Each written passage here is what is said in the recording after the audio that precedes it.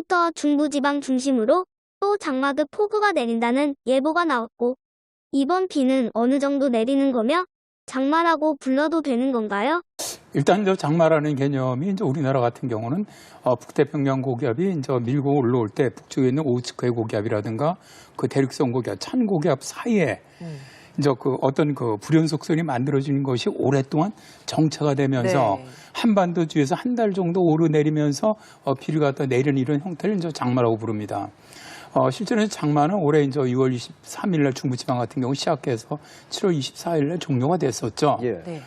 이번에 이제 이번 주에 이제 그러니까 오늘부터 다시 비가 내려오니 이 전선대가 보면은 거의 이 기압 배치라든가 기상 요소 같은 것이 장마 전선하고 상당히 유사한 예. 그러니까요. 형태를 또 띄고 있고요. 네. 실제로 8월에 보통 비가 올 수 있습니다. 북태평양 고기압이 영향을 받으면서 뭐 폭염이 계속 되더라도 가끔 기압골이 지나가거든요. 그렇더라도 하루 정도 비가 내리는데 이번 같은 경우는 일주일 이상 지금 뭐 예상으로 거의 비가 네. 올 거로 예상되거든요. 그러니까 뭐냐면 장마 때 중부지방에 이렇게 장마 정체선이 머무르는 것처럼 이번에도 거의 중부지방을 중심으로 일주일 가까이 정체선이 머무는 형태란 말입니다. 그래서 네. 그러니까 이제 2차 장마가 아니겠느냐. 일단 뭐 지금 최근에 이제 기후 변화로 인해서 이런 것들이 우리가 흔히 말하는 정상적인 범위에서 벗어나는 것들이 많이 있거든요. 일단 뭐 2차 장마라고 부르고 싶습니다. 이번 비도 남부지방엔 오지 않고 중부지방에만 많이 내린단 말이에요. 이번 비는 왜 이런 특성을 가지고 있는 건가요? 일단 장마 전선이 이 남쪽 고기압과 북쪽 고기압의 기온 차이가 크지 않을 때는 범위가 넓어집니다. 네. 그런데 지금같이 이 북태평양 고기 버티고 있거든요, 강하게. 네. 근데 북쪽의 찬 공기도 강하게 밀고 내려옵니다. 그러다 보면 그 남쪽, 그러니까 지금 중부지방에 비가 내린다면은 오히려 남부지방은 폭염, 북태평양 고기압에 영향을 받으니까 폭염이 발생할 수밖에 없는 것이죠. 그러니까 중부지방 같은 경우는 뭐 잠시 비가 안 올 때도 있겠지만은 거의 일주일 이상 중부지방을 중심으로 이제 호우가 지속된다고 보시면 남부 쪽으로는 지금 예상을 보면 한 12일이나 13일 한 번 내려갈 것 같아요.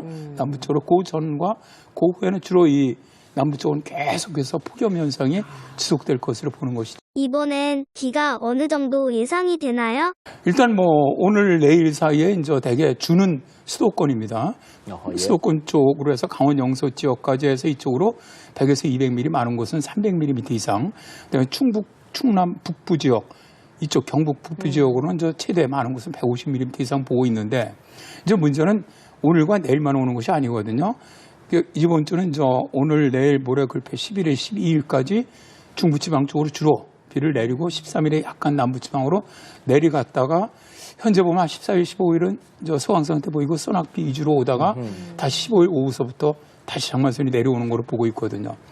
그러니까 이러한 것들이 주로 중부지방에 내리게 되면은 최대 한 중부지방 같은 경우는 일주일 동안 보면 한 500에서 700mm 정도까지도 가능하지 않겠나. 2차 장마라고 불러야 될 것 같다고 말씀해 주셨는데 가을 장마랑은 또 다른 건가요? 우리가 2차 장마를 그게 가을 장마입니다. 실제는 장마가 1차 장마가 이제 여름 시작할 때 있었던 것이고요. 가을이 시작할 때가 바로 북태평양 고기압이 확장했던 게 내려오면서 찬 공기가 내려오면서 다시 우리나라에 잠시 또 정체가 되면서 이 비가 내렸던 네. 그 기간을 2차 장마라고 부르는데 이게 대개 한 빠르면 8월 말, 늦으면은 9월 상순에 네. 발생을 했습니다. 그래서 그게 이제 가을 장마 혹은 2차 장마라고 불렀는데 우리 같은 경우는 지금 그런 형태가 굉장히 빨리 나타난 거거든요. 비가 많이 오면 피해도 예상이 되고 북한에서 댐을 방류하게 되니까 더 큰 피해가 예상된다고 나오는데 어떤 지역이 그런 지역이라고 봐야 합니까? 일단 오늘하고 내일 사이에는 주로 그러니까 북한의 남쪽이죠. 주로 황해도라든가 이제 북한 강원도 지역. 예. 이쪽 지역으로는 우리 수도권과 마찬가지로 최대 한 300mm 정도 예상을 합니다. 그러면은 이 비가 실제로 바로 그 방류를 하게 되면 우리나라 임진강이라든가 한탄강 같은 경우는 영향을 받거든요. 그래서 어떻게 보면 이쪽으로 이제 범람이라든가 침수가 될 가능성이 높기 때문에 이 지역 쪽으로는 좀 미리 대비를 하는 것도 필요할 것으로 봅니다. 내일쯤이면 제7호 태풍 무란도 발생하고 있다고 하는데 이번에 내리는 비도 태풍의 영향은 없나요?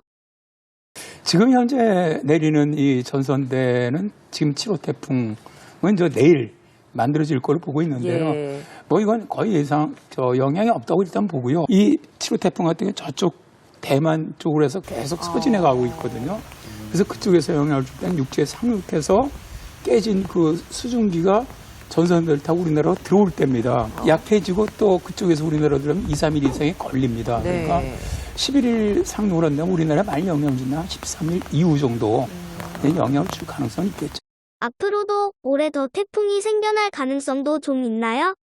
일단 올해가 지금 라니냐가 있습니다. 동태평양 해수 온도가 낮은 라니냐가 지금 지속 중에 있는데 라니냐가 있는 해가 대개 우리 동아시아에 영향을 주는 태풍의 발생 숫자가 좀 적습니다. 평균적으로. 올해도 지금 보면은 지금 7월까지는 6호 태풍까지밖에 발생을 안 했죠. 평년은 9개 정도 발생을 하거든요. 예. 평년보다 적게 발생을 했고 일단 뭐 작년의 경우를 보더라도 작년에 라니냐였었는데도 불구하고 우리나라가 한 2-3개 정도 직접적인 영향을 줬거든요. 네. 그래서 이제 최근 같은 경우는 기후변화로 태풍에 우리나라에 영향을 주는 시기가 자꾸 늦어지고 있단 말입니다. 최근에는 예. 거의 10월까지 영향을 주기 때문에 앞으로 이제 8월에서 9월, 10월 사이에 2-3개 정도 더 영향을 주지 않겠나 그렇게 예상을 합니다.